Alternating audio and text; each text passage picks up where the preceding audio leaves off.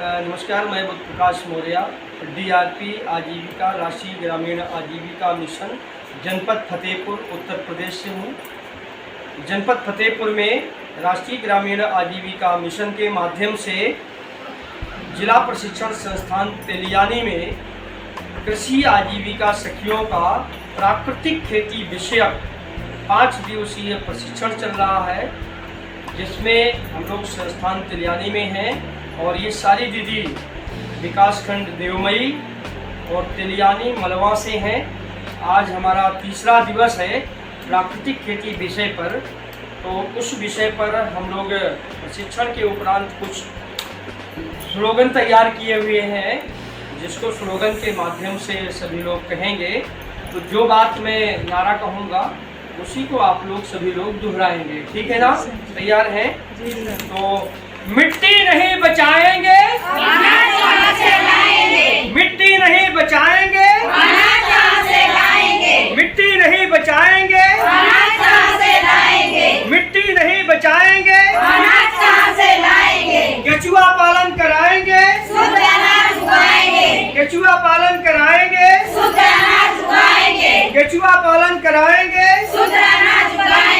बीमारियों से बचना है, जैविक खेती करना है, बीमारियों से बचना है, जैविक खेती करना है, बीमारियों से बचना है, जैविक खेती करना है, करना और कराना है, प्राकृतिक खेती करना है, करना और कराना है, प्राकृतिक खेती करना है, करना और कराना है, प्राकृतिक खेती करना है, जीवामृत बनाएंगे, कृषि लागत घटाएंगे, जीवामृत बनाएंगे, कृषि लागत घटाएंगे, जीवामृत बनाएंगे। कृषि लागत घटाएंगे। बहुत बहुत धन्यवाद दीदी।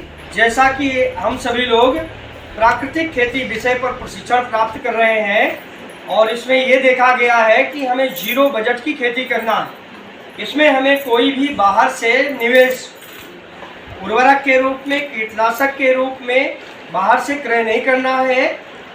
हमें यदि जीवामृत बनाते हैं और फसल में जब भी सिंचाई करते हैं, पलेवा करते हैं, तो जीवामृत सिंचाई नाली के माध्यम से पहुंचाते रहेंगे और वर्मी कंपोस्ट केचुआ पालन करेंगे।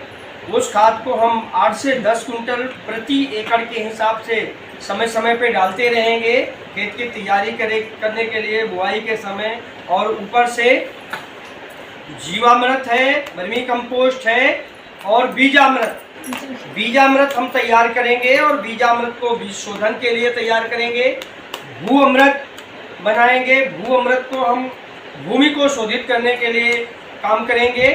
और इस तरह हमारे जैविक कीटनाशक हैं, जैसे नीमास्त्र है, ब्रह्मास्त्र है, 10 पत्ती काढ़ा।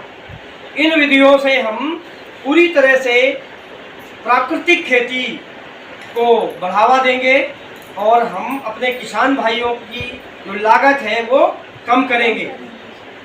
यदि ऐसा करते हैं तो हमारी जो ज़मीन है वो मजबूत होगी, बहाल होगी, हमारे मित्र कीट बढ़ेंगे, हमारे खेत में मिट्टी सोखने की क्षमता बढ़ेगी।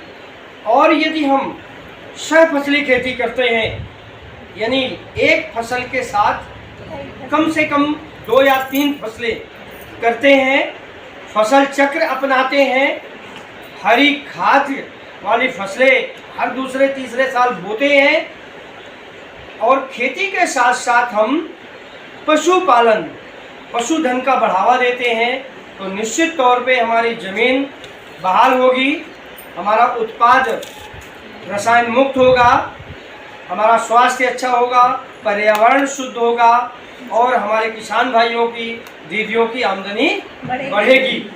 इन्हीं सपनों के साथ हम 5 दिन में ये अपना अभियान पूरा करेंगे और अपने अपने गाँव में ये शुरुआत करेंगे और इस लक्ष्य को पूरा करेंगे, जिससे सरकार का जो मानना है कि हम लोगों का स्वास्थ्य अच्छा करें, पर्यावरण शुद्ध करें और ज़मीन धरती माँ को भी शुद्ध रखें, मजबूत रखें।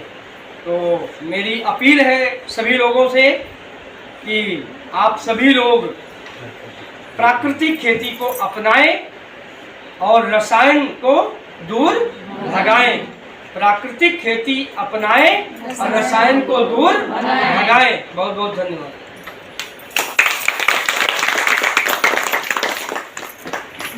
Next.